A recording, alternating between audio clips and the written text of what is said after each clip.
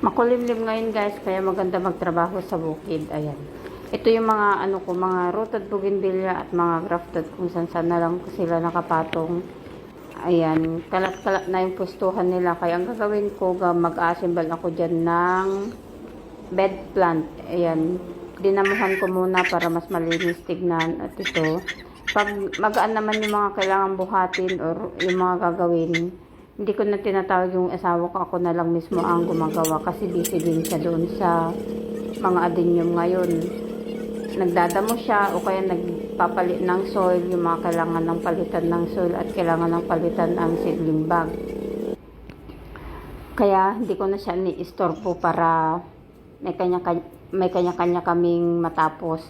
At ito naman yung mga mating na pinaggamitan namin dati, pinagpatungan ng mga adenium. Pero nung nilipat na namin sa bukid yung mga adenium,